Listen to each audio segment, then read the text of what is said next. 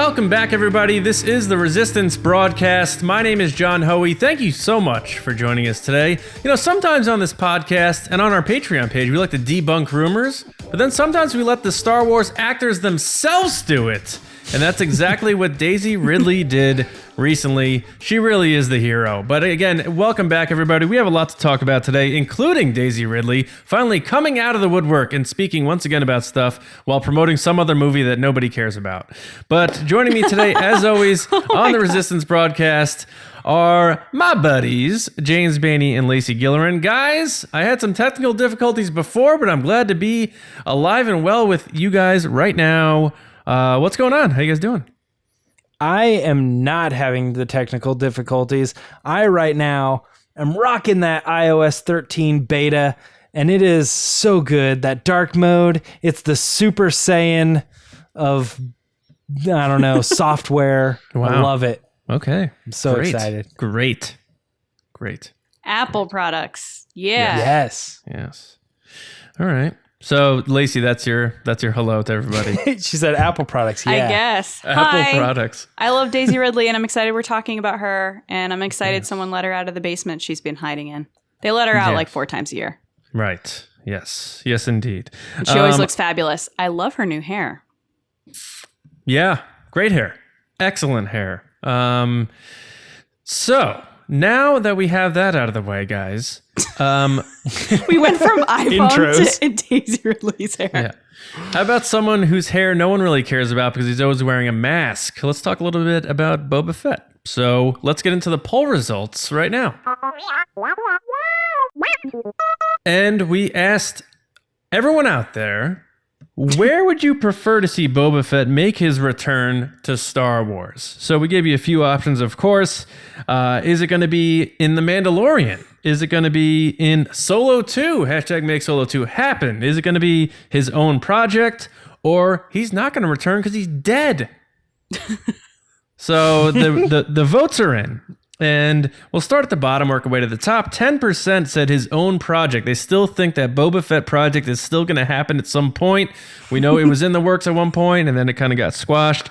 20% said no return. He's dead. Despite whatever George Lucas said, he did not crawl out of that Sarlacc pit. He's dead. Boba's dead. 23% said The Mandalorian, which I think would be kind of interesting if they end season 1 with a little cameo maybe. And the winning vote, I gotta say I'm happy about this. Solo 2, movie or series, young Han Solo, Alden Ehrenreich encountering a Boba Fett working for the Hutts. That made sense to me. That was my pick. Again, just because it makes sense. Lacey, James, what'd you vote for and what'd you think of the results this week? First of all, I want to know how many accounts Todd Degrosseilliers made to vote in this poll. Because I'm pretty sure he's the 10% of gets his own show. Yeah. It's all Todd. What's up, Todd? I said, you would think I would say dead because it's a Boba Fett, and I've openly said that, like, come on, guys. He's a secondary character. But I believe that he's going to come back in Solo 2. Because Solo 2 is going to happen. Now, were you surprised about the results there? No, because people want to see another Solo, as we've learned. Hashtag make Solo 2 happen. And I think that's the most logical way to bring him in because they're adversaries. I was surprised that only 10% said his own project. But James, what's your take on this whole situation? I'm not surprised 47% Solo 2 because I think that is the best bet. That's my vote.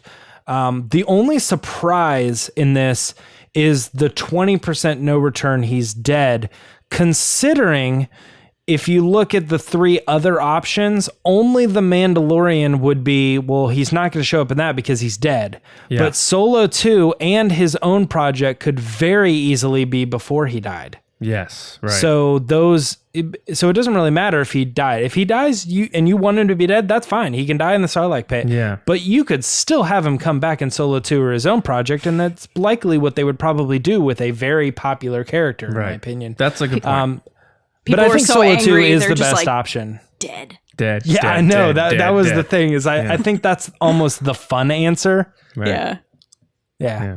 All right. Well, we have a best comment, and his name is Jordan, and he can be found at Delgadillo Art on Twitter, and he said, I don't care how they do it, I just want to see Tamara Morrison back on screen playing an older Boba. So I agree with that, because if you're bringing Boba Fett back and it's an adult Boba, it has to be this guy. Whether it's even in the era of the Galactic Civil War, you'd have to maybe de-age him a little bit, but he's a clone. It has to be this guy.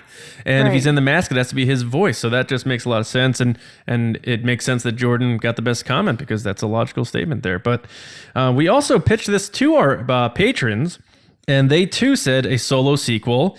But Boba being dead finished second in our patron poll, James. So I think they're just spiting Todd. So Todd, you guys are hearing us talk about this Todd fellow. He's one of our patrons, and he loves Boba Fett. So Todd, you're going to be happy on Thursday. A little teaser here.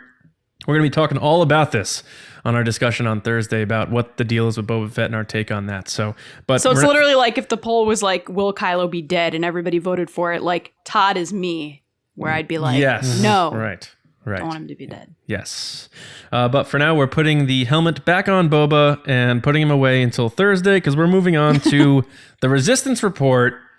So I'm going to send it over to James Baney right now, who's going to be introed in by Harrison Ford right now, to get into this week's news stories. James, what's going on, dude? It's the Resistance. So news is kind of light, a little bit light, but we have a really cool, interesting story, because it's one of the first times in a while that we've seen a person actually talking about the Rise of Skywalker who is in fact directly related to the Rise of Skywalker. Yes. This week, Daisy Ridley started doing a little bit of rounds for not Star Wars, her other movie that's coming out. Ophelia, right? Is the name of the movie? Mm-hmm. Yep. And in the process, there's no way you can't have this person on the show and not some way slip in, give us a little bit of that Star Wars information. We need those clicks, baby. And Good Morning America asked her about Star Wars, as well as BuzzFeed. And in two separate articles, she said a couple different things that were a little bit revealing. Number one of which is on Good Morning America, she talked a lot about her emotions and, has she seen much of the film? She talked a little bit about that.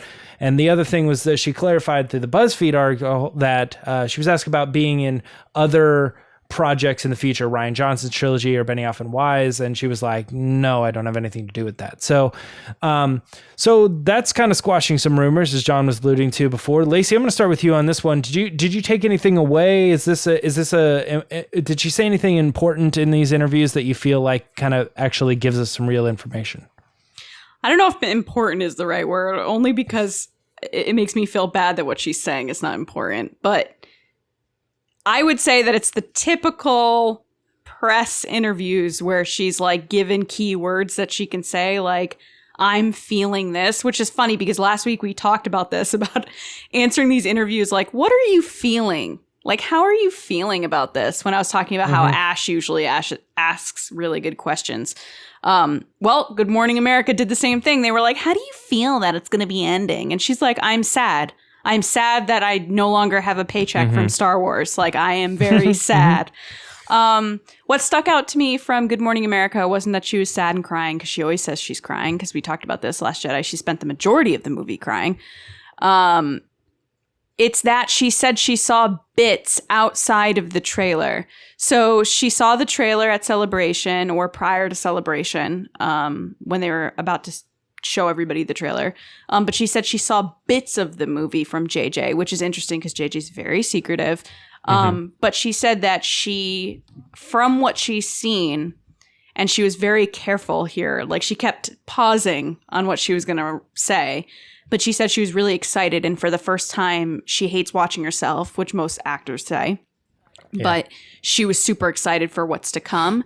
And she said that the script that was written by JJ and Chris Terrio put a very satisfying end. There's that word again. Satisfying end to all Grab a Snickers. Yeah, all 9 movies specifically. So it was cool to hear her talk about the 9 movies. She didn't just say like, "Oh, it's a great ending to the story." She said all the stories.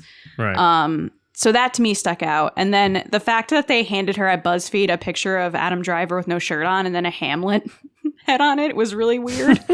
Like, I feel bad for her because I feel like they push Adam Driver on her sometimes, and she's like, okay, we're friends, but like this is, it's like if I sat down to an interview and like someone handed me a shirtless pic of one of you, like that would be weird. I'd be like, what is this? Yeah. But yeah, no, she said Really? like, hey, I'm not in the Rian Johnson project. And they were like, okay, great. So That Ophelia. happens a lot. What do you mean? That's like I think John Krasinski once talked about, he's like, people come up to you like, I can't believe you yelled at Pam last week. And he's like, you know that's a TV show, right? It's like Brooke Shields in Friends when she thinks Joey's actually Dr. Draco Moray. Like, it's just they can't separate the actor from the role sometimes. It's nuts. It's kind of, so like, I'll admit I love the BuzzFeed videos where they read stupid tweets and stuff. But I gotta say the thirst tweets is like super awkward. Like when they make these celebrities read these thirsty tweets about themselves. So I feel like BuzzFeed I hate that word. I know. As an organization tend to push buttons. So they'll give her the picture with no shirt on and stuff. And I just feel bad for her because it's like she's there to talk about Ophelia, about this serious like Shakespearean movie she's in where she's like admitting that it's the first time she's felt like a lead in a movie because it's her movie. And they're like, here's a picture of Adam Driver to really downplay what you're doing here. But other than that, yeah, no, it's exciting, like she said, and it can get emotional, and she was crying. But I mean, did she ultimately give any information? Not really. Just that the movie exists. So, John, what's the information you think that she dropped? Yeah, go ahead, John. So I think if you read between the lines a little bit, she says a couple things that may pique interest. First being, she was asked, is this it for you in Star Wars? And she said, well, this is the last one, but we'll see. She's like, I don't know, maybe, we'll see. So she's not like saying, I'm done with Star Wars, or this is it, so this is goodbye. Which I feel like that was a rumor before, right? I don't mean to cut you off, but like, wasn't it a rumor leading into Last Jedi that she was done? No, she did an interview with Rolling Stone where she said, this is going to be it for me or something like that. But then she backtracked on that. So it was one of those I think she said that she would be willing to walk away from Star Wars for a while or something. And everybody was like, what? And then she's like, I mean... She kind of said like, this is it for me. Or in like a way, but and then people ran away with it. And she's like, "Well, I didn't say that exactly," and blah blah blah. Right.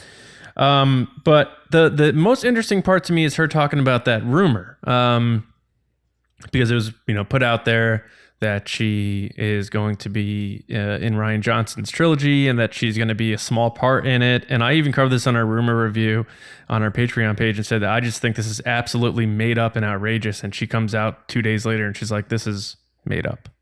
She's like, not only did she say I'm not in Ryan's trilogy, she said I'm not sure which one's next, whether it's Ryan's or the Game of Thrones guys, but those are both separate stories. I'm not involved in either of them. So she's kind of just saying like, we are here, this little family in the under the Star Wars tree, and we're doing our thing. They're doing that thing, and Ryan's doing that thing. So she's not only saying I'm not involved in Ryan's thing, I'm not involved in Benioff and Wise's thing. She pretty much confirmed all of that. So all that kind of speculation about what's coming up with this next trilogy, 2024, 2026, 20 or whatever the dates are, 22, 24, 26. Rey's not going to be in those movies. So if we're going to see Rey again in a Star Wars movie, we're looking at maybe 2028, and maybe that's when they continue her and this crew's story, because I don't think they're done yet. But I found it interesting that she pretty much came out and said like, no, I'm not in these stories. I should clarify that I don't find it interesting that she said she was crying. Have you been thinking about that the whole time? She said that for like 3 paragraphs because I transcribed it, and I remember being like, okay, we get it, you're crying. Yeah, when John was saying, like, I think if you read between the lines, and I would say if she read between the lines, Disney would say, no, read exactly the lines that we gave you, because that is what it felt like to me. Every time she was asked a question, she was like, okay, hold on, let me think about this for a second. She like looks at her wrist. Yeah, exactly. Like, what was this movie is so, and then she like looks satisfying, wonderful that it's going to be or she has an earpiece, an exciting adventure, like, and she just hears, "Hey Daisy, don't say that." Yeah. It didn't feel there was a whole lot that was very I don't know. I don't want to say real because I'm sure she's answering the questions, but the closest we got to was when she was trying to describe her speech. But even that was like a non-thing because she says, I don't know what I said. Yeah. And then she like kept reaffirming, I can't even tell you what it was. I don't remember it. Yeah. Here, there's no lines. She doesn't even say. I think at one point I was even talking about my cat. No, it's not. Like literally, it was nothing. She gave us nothing from that, and I was like, oh man, there's nothing to hear.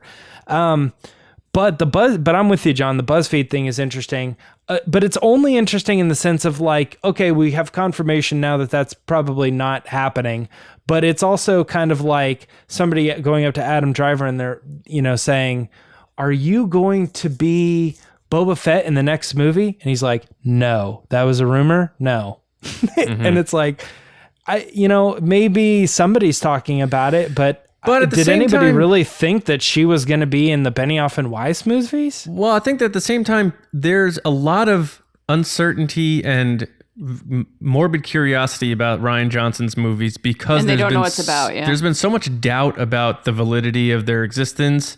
And when that site, I'm not even going to name them by name, but when they said, we are hearing, like our sources are telling us that Daisy Ridley is going to be in Rian Johnson's trilogy and it's going to be Rey and she's going to be a small part, like that's peppering in like specifics about this thing. So I think it was important for her to come out and say she's not involved in it because a lot of people, and we talk about this a lot on the podcast, like we get it. We're like on point. We're like, there's no way that's true or this is why.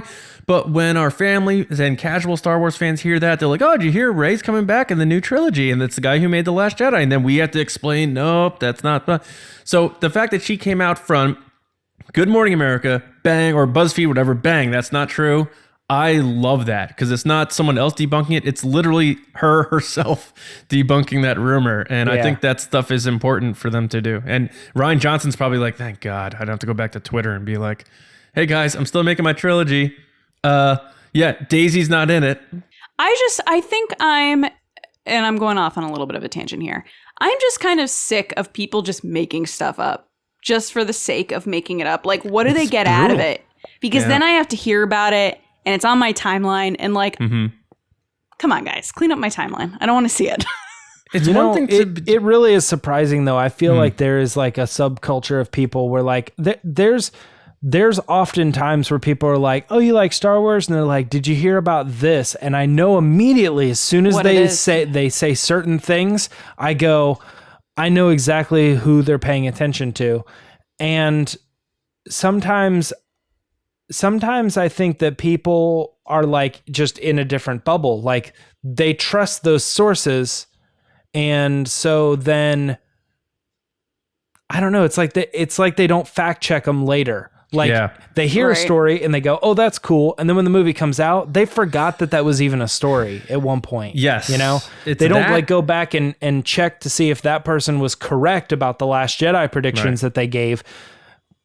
But they absorb the story and they think about it as a piece of entertainment. Like, oh, what if Anakin does come back in episode 9, or something. And they kind of think about it for a little while, but then they forget about it. And when the movie comes out, they don't go, oh, that whole thing was bunk. That didn't happen. Yeah, I'm just getting sick of the people making stuff up, though. The people that are like, oh, I'm hearing from the set from 3 guys' cousin that Anakin was there, and we're passing this off as fact. And I get frustrated when I see bigger people with bigger followings passing this off as fact when it is not fact. And then when it comes out not to be true, they won't take that back. They won't say, no, we said this, or, oh, we were wrong, or, oh, they just kind of like fade into the bush like Homer Simpson. Like they just ignore the fact that they've been spreading lies. And it's just very frustrating because I'm like, you're muddying the waters with your garbage and you're keeping stories that matter from getting the attention that they deserve. Yeah, I think what's tricky about the whole thing, especially in this day and age with Star Wars reporting, like I make sure if I'm writing a news report on the site that I'm sticking to the facts. And maybe in my conclusion, I'll say, well, I hope this comes true or whatever. Right. But there's a lot of editorializing going on in reporting. And that plus like some sites saying like, oh, we're hearing from our sources that this. Listen, I've had some reports that wound up not coming to fruition. But if I report something and say, you know, I'm hearing from a source, you can know that the person who sent me that information, I got proof that they worked on the movie. They sent me physical evidence that they were on set or something like that. And if something doesn't pan out, it doesn't pan out. That's fine. A lot of this stuff, like you're kind of right, Lacey, like people are literally just making things up and throwing it out there and saying like, so specific, like we're hearing Daisy Ridley is in Rian Johnson's trilogy playing a small part as Rey. She's not the central focus. Like you are not hearing that from anybody. Like there's no way you're hearing that from anybody. And people soak it up and they buy it up and then YouTube videos are made from it. And it just, then the rest of us have to clean it up. And it's just, it's very frustrating. It really is. It really is. Don't forget too, like, not okay. Like I definitely think that if this is happening, there's probably a pretty good chance that they're aware that they're like, well, I'm going to run it anyway. There's no proof or anything. Yeah, they don't care. But also, it is possible that sometimes people just believe people better than they should. Like in the sense of like, I'm a reporter, I write for this specific website, and somebody messages me anonymously and says, you know, I'm working on the set of the Cassian Andor show and this is happening. Who are you? I can't tell you, obviously. And for whatever reason, they just believe them. They don't get the proof. I'm Lord Jukas. Run with it. I think it's less than that, James. I think it's people wanting clicks and wanting views and wanting retweets. So they'll say whatever they have to say to get those things. Mm-hmm. And then they'll worry about whether it's true or not later. Well, that was like that site that came out. I think that's more with likely the Rian Johnson thing, what's where going he on. had to respond. Yeah, like they're like, we have an exclusive report. It's not like reporting a rumor here because, like, again, you know, there's been some stories where I've heard from one person, and even though they showed me their badge that they worked on a set for a Star Wars movie, I'm like, I have to report this as a rumor because it's coming from one person. I haven't got it verified by a second source. So you can report things as a rumor. Some of these sites say exclusive. We're hearing Rian Johnson's trilogy is canceled. And then like 3 hours later, he's like, it's not. And all they have to say is, oops, sorry. Right. Or the sites that write this headline and then you click into the article and there's a sentence that's like, maybe? Yeah. Film clickbait is like one of my favorite Twitter accounts, by the way. Shout out to that. It's rough out there, but I mean. Good on Daisy, though, for sticking up for yourself. She's not listening, but if she was, way to go. Way to debunk those rumors, Daisy. Yeah. Just debunk them. Get them. Yeah. I think Daisy listens to the Resistance broadcast. Oh, definitely. Oh, yeah. Definitely. Yeah. Yep. All right, guys, you want to talk about our next story? Yes. Yeah. All right. So StarWars.com revealed recently a new excerpt from the upcoming novel Thrawn Treason. And we all get a chance to kind of look over this, read through it. They also released not only the excerpt, but the excerpt in audiobook form, so you could listen to it, get you a little tease, maybe getting into that production. And I think Lacey was the only one that listened to it on the audiobook, right? So you can talk a little bit about how the voices sounded and whatnot. But it seems cool to me. We get a little confrontation right here between some of the big names. You got Thrawn, you got Tarkin, you got Krennic, you got the Emperor, and then you have a new character showing up, which you imagine would have to, in some way or some shape and form, be somewhat on the same level as these guys. So we might be getting a new big name in the Empire. And John, I'm going to start with you on this. What were your thoughts on this? And I actually know one of your thoughts because we talked a little bit before this, and I'm going to say I agree with you. Me and Lacey talked about it while you weren't around. But yeah, what are your thoughts on this excerpt? Are you excited about Thrawn Treason? I'm not excited about Thrawn Treason. And you know, I'm just not a big Thrawn fan, I'll be honest. But I do like the idea of this because I like the other characters involved. I like Tarkin a lot. I'm down with Krennic. You know I love Palpatine. So that entices me to get more involved here and check this out. The excerpt threw me a little because some of the dialogue didn't register to me as, that doesn't sound like something Palpatine would say. Like, I agreed with you. Oh, okay. Because like his dialogue sounds like something Tarkin would say. So like, there's one line where Palpatine's like, I tire of hearing blah, blah, blah. And I'm like, that's like Tarkin saying, I grow tired of this to Leia. Like something sounds off with, it sounds like the same person is playing all the characters or something like that to me. It doesn't, I didn't feel like I was hearing Palpatine. And, to Lacey's point, she's like, Mark Thompson crushes the, Palpatine impression. Our buddy Mark Thompson. He is the one person playing all the all the characters. Right. But James, don't choke on your aspirations there, buddy. Hey. But I think the thing about that is you can do the voices, but it doesn't mean that the words are true to the character. And at least maybe that's just this excerpt, but I'm not sold yet. And they use the word perhaps way too much in that excerpt. I was like, perhaps you should stop using that word. Like what was this Timothy Zahn who wrote that? Yes. Yeah. Yeah, perhaps Timothy should find a dictionary and look up new words or a thesaurus. New drinking game. Read a Timothy Zahn book every time he says perhaps. Yeah, geez. Where I agreed with you, John, is there was a particular line where he said, he was like, well, Tarkin, you're the person who brought us all into this group. What's the point of this? And I was like, that sounds like he's only there as exposition. Yeah. Like it reminded me of the like, what is she proposing guy? Like, you have these big names in the room, but for whatever reason, he seemed like he was only there to say, that's interesting. What does this person think? He wasn't like commanding the room as he should. You have some big names in there. They didn't want to downplay any of those names, but at the same time, it's the freaking Emperor, and everybody gets downplayed to that guy. Yeah, so I agree. He should have been commanding the room. Lacey, what are your thoughts on the excerpt? Do you like what they're doing with like the war and the exchanging of funds and stuff? So I read along with the audiobook excerpt. So I love audiobooks, and I usually read along with them. I like tag team it. So I do both. Yeah. So then I was reading it and listening to Mark Thompson, who's amazing per usual. He did a great Emperor and a great living his Tarkin. best life. Yeah. Great photobomb at Celebration. A great Tarkin. Yeah, I handed him a sticker once. What up, Mark? So he was really good. And the only thing that kind of threw me off was that, and if Mark ever listens to this, tweet me and tell me if I'm wrong, but your Savit sounds like Sean Connery. Like Indiana Jones, Sean Connery. And I know this because I just watched this. So I know what it sounds like.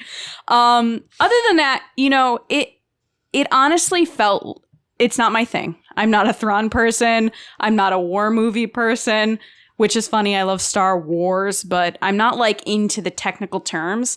And I was just having like flashbacks to being in corporate America of like a bunch of people in a room with unnecessary titles that you're not really sure who's in charge because they all have very important titles in front of titles in front of titles.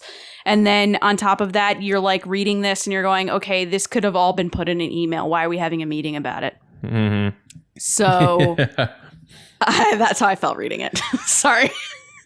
No, I don't know if they chose the right excerpt because I feel like they should have chosen something with maybe a little bit more action. But like John said, they say perhaps so many times in this because it really threw me off because as Mark is going through it, he's reading in this voice and I hadn't heard any of the other Thrawn books, so I don't know what Thrawn sounds like. But I picked up quickly that it was Thrawn. But he kept describing how people felt and I get where he was coming from. Book.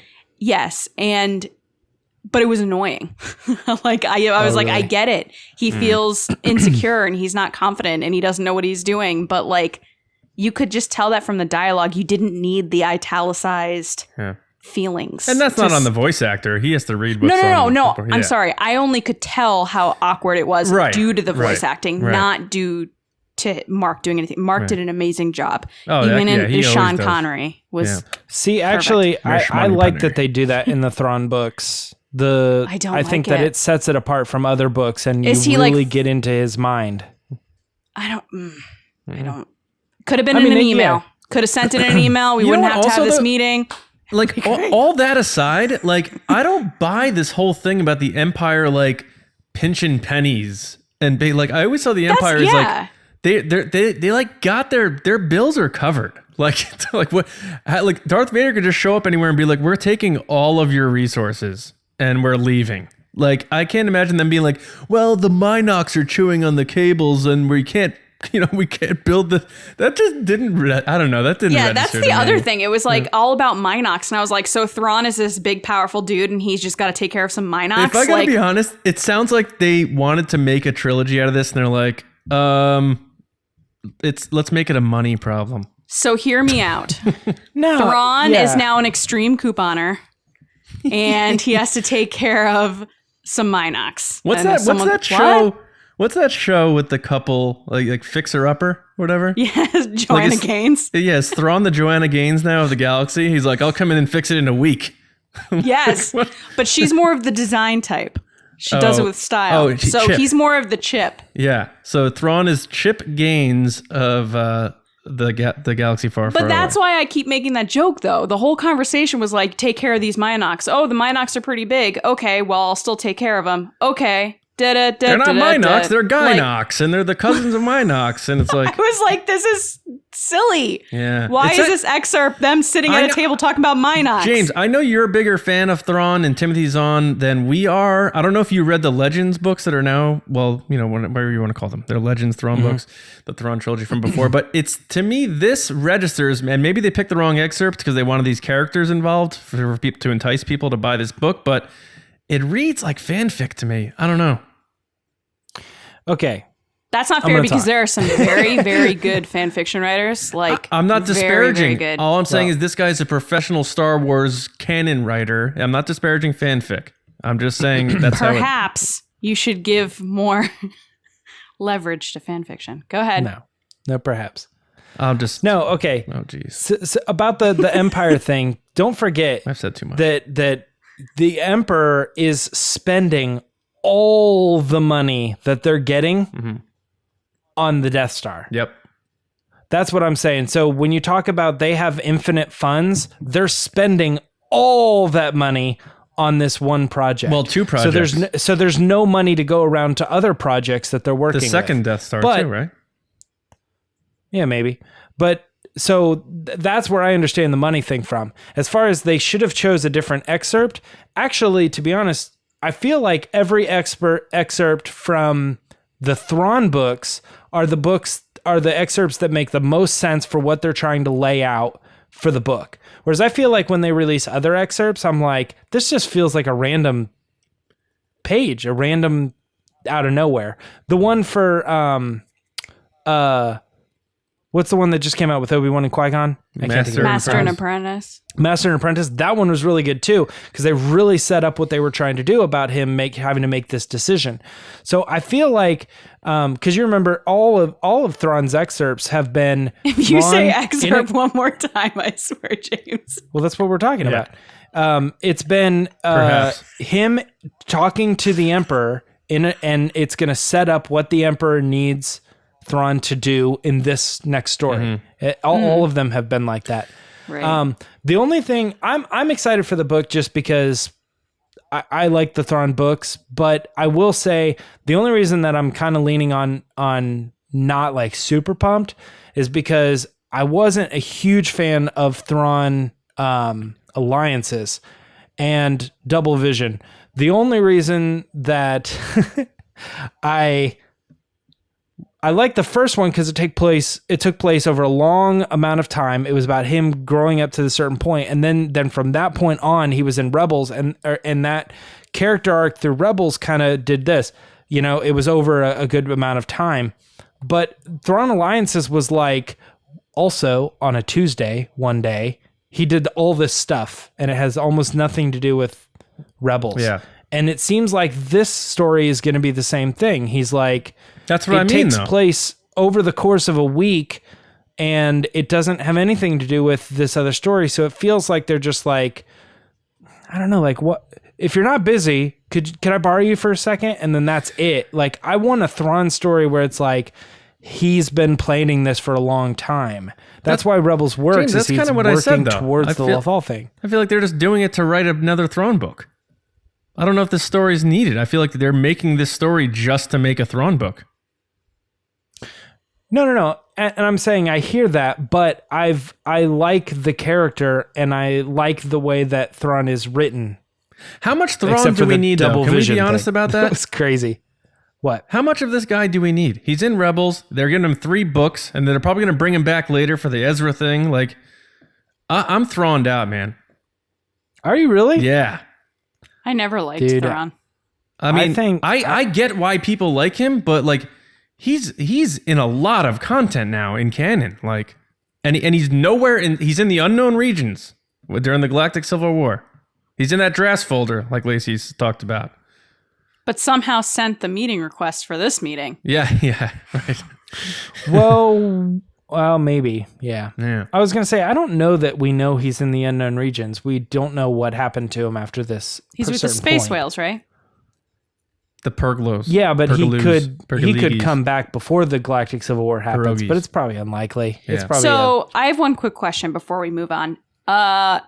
Or if we're not moving on, but I'm just making that call. So No, we're done with this. We can probably, I would say, yeah, probably. Okay, cool. So I have one quick question. So while I was reading it, / listening to it, they mention a General Price. Isn't that Hux's dad? No. Who is that? How do I have that name in my head? Hux's dad is named General Hux. Hux. I know, but sometimes people have characters that like their dad is a different name. So for some reason, it really clicked in my head that was the name because I think it's because Richard E. Grant's character is Pride, and then someone was comparing it to Price. So then I was like, wait, what? And then I thought I read somewhere that it was Hux's dad. So I just wanted to clear that up because in my own head, I'm confused. Price was in Rebels. Price is the That's governor what it of was. Lothal, Orinda Got it. Price. Yeah. So he's saying, I need to go back to Lothal, and they're like, Price has got that covered. You have time to Lacey, work on did you this. see Indiana Jones and the Kingdom of the Crystal Skull? Yeah, she's Kate Blanchett. So Price looks like that. I know who it is. Oh, okay. She just didn't connect the name to the character. I didn't connect the name to the character. Oh, yeah. Okay, yeah. So I got confused. So I was like, who is that? But anyway, okay, we can move on then. That's it. And let me just preface, I understand why people like Thrawn. I'm just saying this seems a little like, let's sell some books to me. That's all I'm saying. Do you want to have another meeting about it? We could talk about Minox again. Or the Gynox or the Ninox or the Dinox and the... Some coupon cutting because they clearly have I budget love that all issues. those guys are in the same room. I also have... I do too. go ahead. I do too. Empire did nothing wrong. Wet dream. I just don't want to... Just like, yes, they're all like in a meeting. I just want to hear Palpatine sound like Palpatine. That's all I'm saying. So I propose that next week we do a resistance transmission of what are the other budget things that are getting cut Yeah, that's not a bad idea. for the Emperor. Anyway, Or like when so-and-so heard there was a meeting and they weren't invited. What was their reaction? And it's like other great generals and stuff. yeah, in the I'm just Empire. thinking of the because we just watched Rogue One and the commentary Yeah. is out on our Patreon page for $2, starting at $2. They have that big column of all the plans that you can grab, and each one of those probably has a budget. So I'm thinking of like, what other things are they Right. cutting a budget from? Yeah. Anyway, Yep.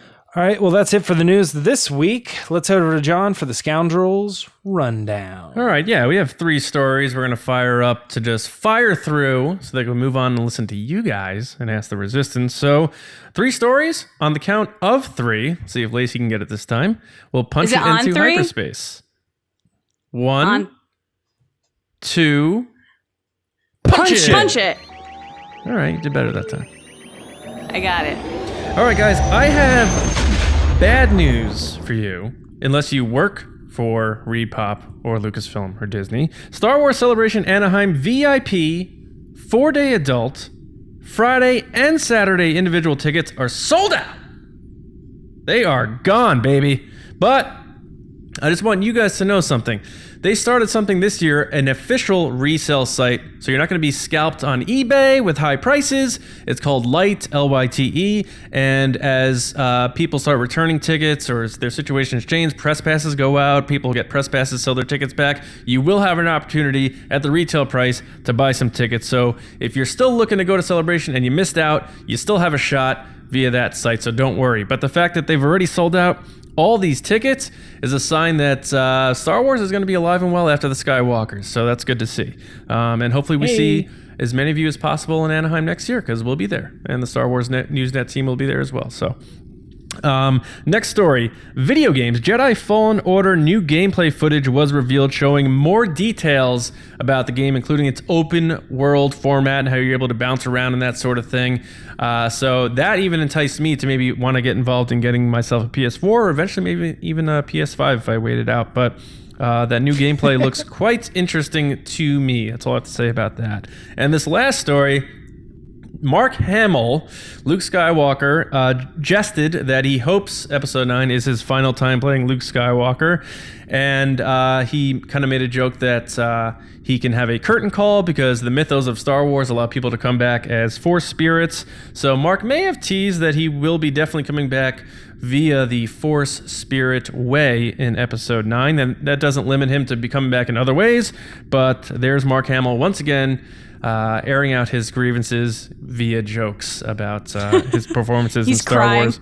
Yeah, internally he's crying while externally he is laughing. But guys, I'm going to wrap that up here. So that's the end of the Scoundrels Rundown for this week. Of course, all of our news stories from the Resistance Report through the Scoundrels Rundown can be found on our site, StarWarsNewsNet.com. Head over there every day for your latest news, reviews, editorials, information, and more. Now we're going to send it over to Lacey so we can get through some of your questions in Ask the Resistance. So Chewie, get us out of here.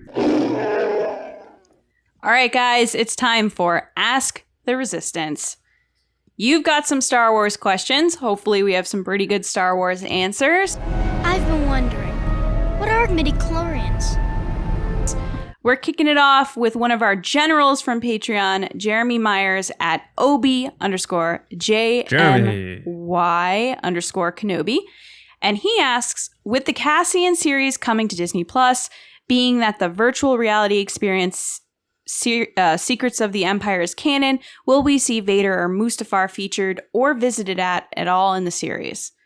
I'm going to take this one. Ladies first. I think we will see Vader at some point in Cassian. I think it's kind of a given in the sense that he had such a small role in Rogue One, but it was like these really, really cool scenes, including Mustafar. But I think, now to be fair, I said this about Solo and he wasn't in it at all. So I don't know. I'm batting 0 for 1 right now. Yeah. But I think he will be in this because it's just another thing that you can add on, just like we were talking with Boba Fett and Solo. He's a villain that you can add somehow, even if it's a tease or you see him from far away, that people are like, oh, it's Vader. And it's right around that time that I'm hoping that Cassian is getting ready to go into Rogue One. So it makes sense because he's brooding, he's stomping around, being dramatic. He's just, being Vader.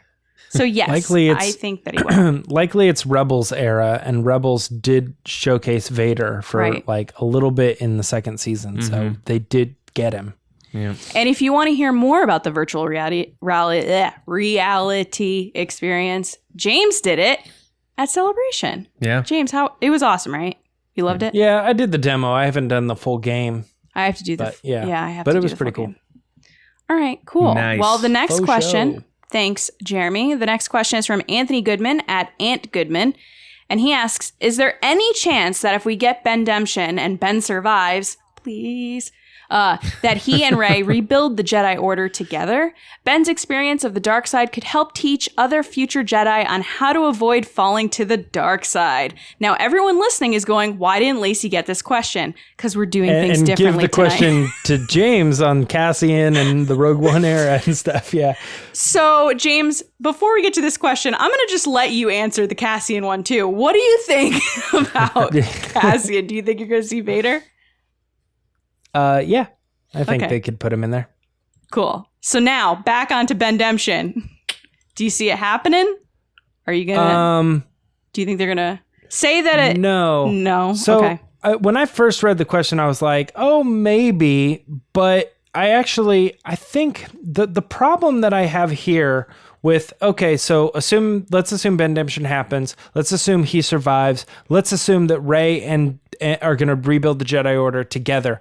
Right. All of that is possible. I see that happening. But the reasoning for it says Ben's experience on the dark side could help to teach other future Jedi how to avoid falling to the dark side. I'm like, no, that doesn't make sense to me. Right. Because what is he going to tell a student that anyone couldn't? Like Yoda wouldn't, or Obi-Wan wouldn't. Like, Luke, just trust me. Don't go to the dark side.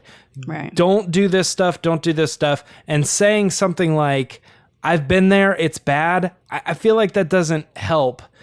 The only way that I think it would help is he would be able to help like other troubled dark side using teens. And he'd be like the cool guy. He'd be like, look, I don't do it anymore, but I used to be into the dark side too. And I could just tell you right now, it's a path you don't want to go down, and they're like, but I like using the dark side. And he's like, trust me, after 2 divorces and lost all my money, like it's not the way you want to go. It seems more like he's a character who like, I used to be into bad stuff. I kind of fixed my life together and I'm trying to help troubled youth get out of that. Right. That's where someone with experience helps, not like it doesn't, I don't know. It doesn't help for someone addicted to drugs or used to be addicted to drugs to go in and talk to like, I don't know, kids that like have no experience or relevance to the drug. I don't know. It's weird. Never mind.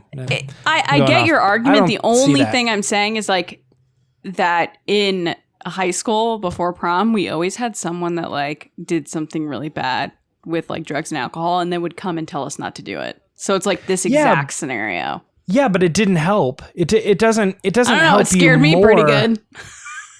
Really? Yeah, absolutely. Like, I felt like I was like, oh, well, this is a real life person that actually had that scenario happen to them. But at the same time, it's not any bit different advice coming from them that it is from my teachers that are saying, yeah, don't drink and drive.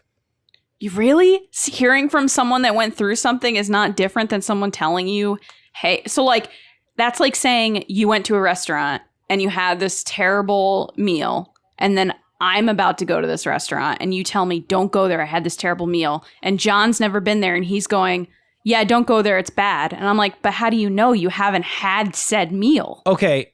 But in this scenario, everybody knows that it's probably not the wisest idea to drink and drive. Yeah.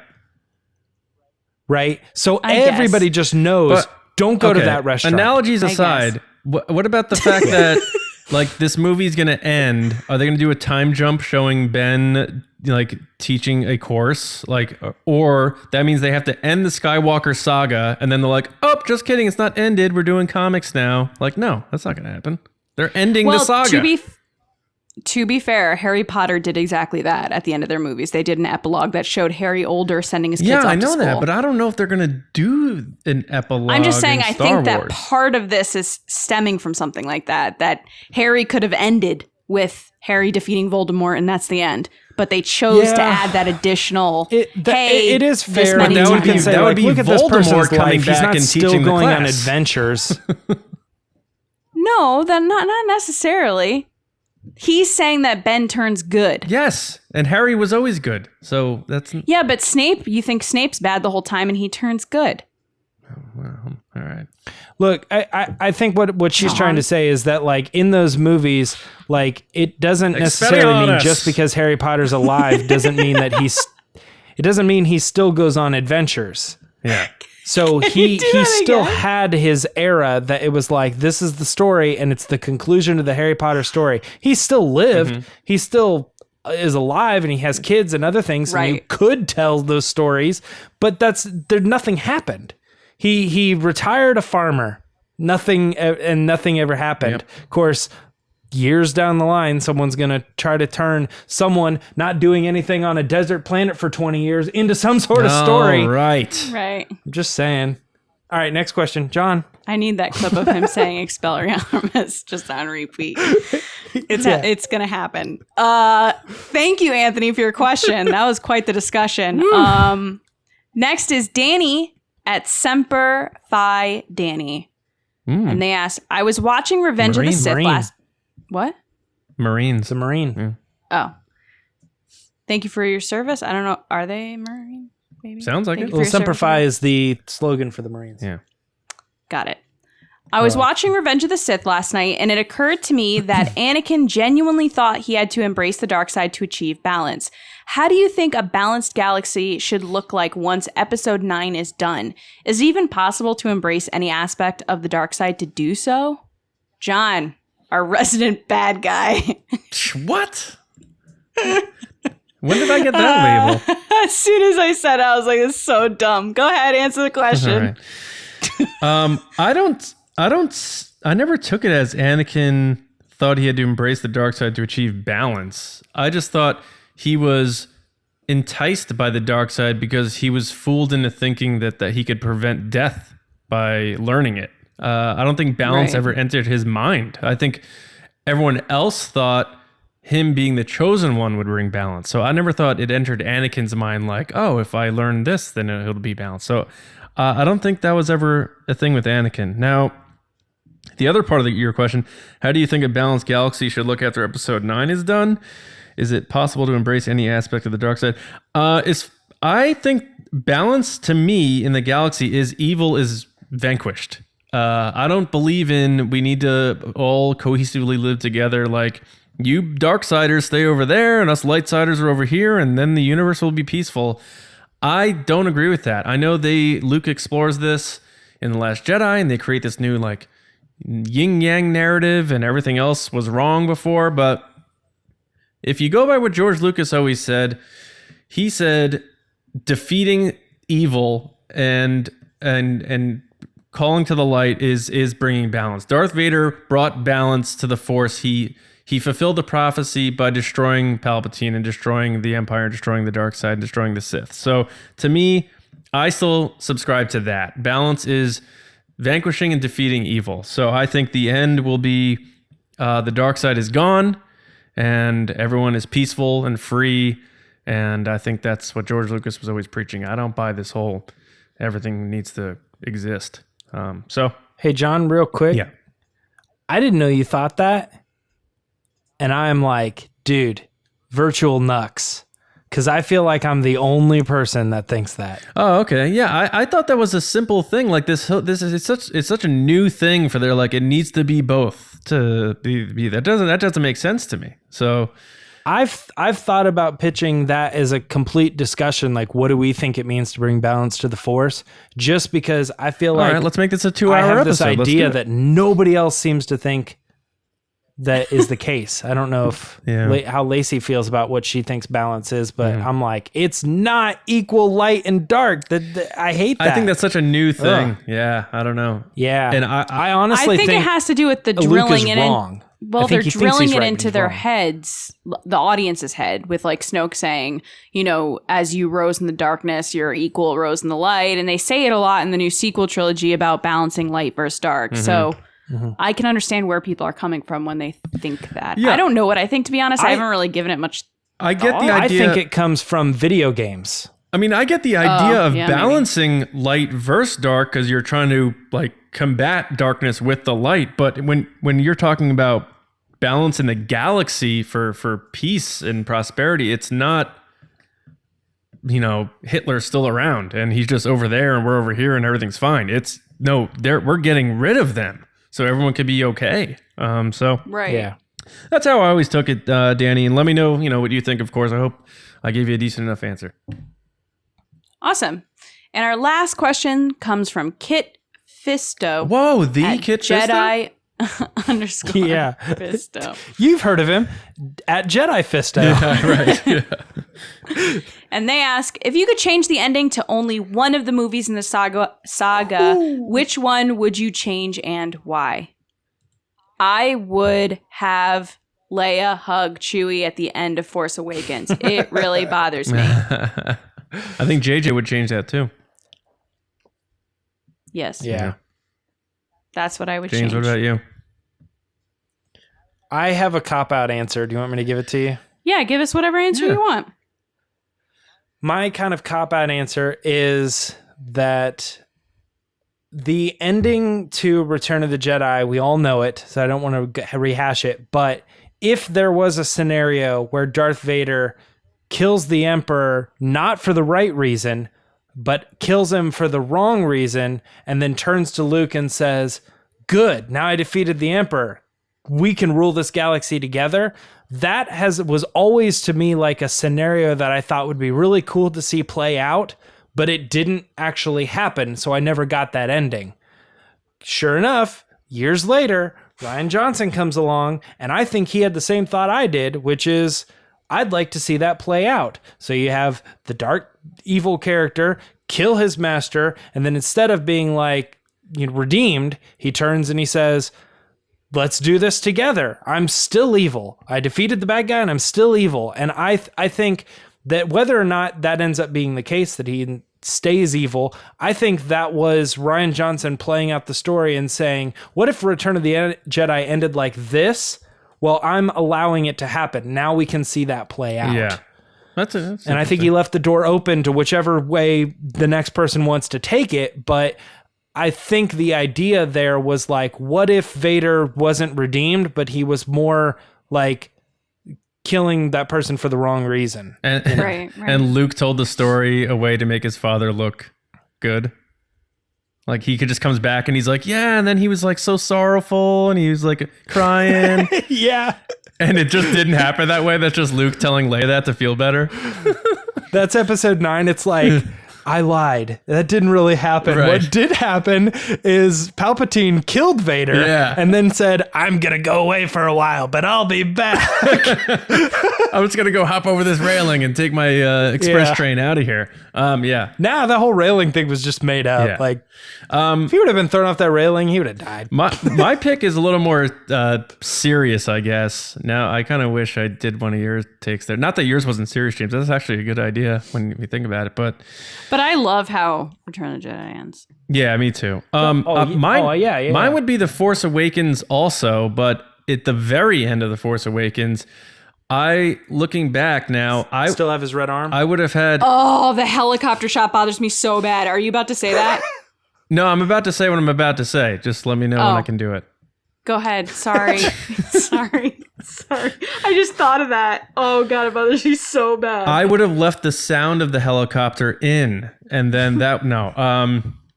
I would have put Luke throwing the lightsaber over his shoulder at the end of The Force Awakens, so the people are like... Imagine if TFA ended where Luke just chucks the lightsaber away, like what people would have thought, like going into the second one, as opposed to... You mean like... do-do-do-do-do-do? Yeah, like he throws it and then that's the end. And then you're going into TLJ like, why did he just do that? I can't believe it. Instead of building the moment and you think, oh, he's going to do this, that. Because I think the throwing thing really pissed off a lot of people. And if you put it at the end of TFA first, the expectation's there. There's no guessing of what he's going to do. It's there, but it also leaves a lot of suspense. So I think I would have made it so at the end of TFA, he chucks the lightsaber and then it just leaves us all spinning, wondering why he did it. I really hate that helicopter shot. I can't. It's so bad. So do you know what I'm talking thoughts about? on my Well, no, that would be great. I've actually had that discussion at work with my coworker of whether that would have worked or not, and I don't remember exactly where we concluded on it, but I know it led to a lot of big discussion. Like, well, that changes how we understood The Force Awakens. You know? Yeah. Because he's it's still not the so much legend like at the end. fixing The Last Jedi, but it might have ruined The Force Awakens. Not that that's a bad thing, but you know how people didn't take to it. You know? Yeah. Yep. I don't know. It becomes a bigger discussion. And I hate to do this to you guys, but actually while we were sitting here, I thought of the perfect answer to this question, and it's the end of Solo. I cannot stand the very last 2 seconds of Solo. The dice? There's literally no reason that they had to show the dice. It drives me up the wall. You even listen to the music and they're like 3 or like 1, 2, 3, 4, 1 also 1 it doesn't make any sense. The musical cue is terrible. They're like, we're setting up for James, you know what? Another weird note that doesn't make any sense. You know what, James? At the end. That movie doesn't deserve a sequel now that you mention it. No, I'm just saying. Let's cancel the whole... Oh it's my over, guys. God. Guys, it's over. It's over. John! It's Don't over. I know that. exactly how this went down, and it drives me. It's somebody said you got to show the dice at the end, and they were like, "It doesn't make sense. This is the shot. This is the perfect ending." And they're like, "Nope, you have to show it." And they're like, "We have no other choice. We have to force this in here. We're gonna try to change the I don't musical disagree. cue." Yeah, I think that's fair. That's a fair point. Dude, it's so. They God, could it have drives me at the wall. Go ahead, John. I had a lot of people. I wore my Make Solo 2 Happen shirt at Comic-Con last year. And I like almost every person was happy about it. And there was one guy who goes, "Make Solo 2 Happen? What a stupid shirt." And that guy probably really hates the last 2 seconds of Solo. So They could have solved that if they just had him get into the seat and put them up. yeah, I mean, I do like that he's like, "When have I ever steered you wrong?" You know, like that part was cool. But then Yeah, no, Dude, that no, part's no, no. great. I He's have saying no the problem. last just push. I know, That I shot. agree. It is a little Just weird. that shot. Yeah, it is a little weird. Dude, go listen to it again Let's if you do the- haven't ever noticed. Go James. listen to that scene again and let's pay attention to the music. It's an extra bar that doesn't need to be there. James, let's get the Baney cut, and you just literally take the whole movie and just cut that one little part out, The baby. yeah. and that'll be the Baney cut. I'd like to see it. I might even make it. Make the Because Baney I cut already happen. know the music works. You just have to Yeah. cut that line out. You Do it. just crossfade Yes. the James, real. you can't be end. editing Solo when we want to make Solo 2 happen. You Right. Hey, can't if go. Topher Grace can go in and edit his movies, Yeah. I think I can do it too. He edited Win a Date with Tad Hamilton. Did that happen? I like that movie. I saw that movie. I don't know what in the you're movie talking theater. about. Oh. All right. Oh. You guys Piggly- wanna wrap this Piggly episode? Wiggly? Yeah, I mean, Yeah, we could. I would. You guys don't want to talk about Tad Hamilton for a little while? No, I don't know what but that is. John, I don't have tickets to Hamilton. Okay. All right. John, really quick before I say goodbye to this segment, I wouldn't want that Luke scene at the end of Force Awakens. Well, that's fair. I would remove it along with the helicopter shot. Wow. Okay, guys. right. Thank you for your questions. We really appreciate it. If you want to be on the show, send us your questions at RBATSWNN on Twitter and use the hashtag AskTheResistance. You ask your questions and then you could be on the show. John, back to you. All right. Yeah, guys, thank you so much for those questions. They always bring up cool discussions, as you just heard there. Some a little fun, some a little serious. Good times. So thank you so much for being a part of our show and a part of the Resistance. If you guys want to really be a part of the Resistance, make sure you subscribe to us on Apple Podcasts, SoundCloud, Spotify, YouTube, and there's a bunch of others. So wherever you listen to your podcasts, we're probably there. And if we're not, let us know. We'll try to get on there for you. Also, make sure you go to StarWarsNewsNet.com every day for your latest news, reviews, editorials, information, all that stuff, especially as things heat up as we begin to get closer to Episode 9 and this fall, all the content coming out with Star Wars. And if you want to support us, you can head to become a patron. Head to patreon.com/Resistance Broadcast. We have 5 tiers starting at $2 a month. We just posted on Friday our commentary for Rogue One. So now we have commentaries for The Phantom Menace, A New Hope, and Rogue One up there for you guys. In addition to daily content that we're putting up there. James does daily Today in Star Wars videos. Lacey does unboxing videos. She goes to flea markets, gets awesome stuff that I wish I had, that I don't.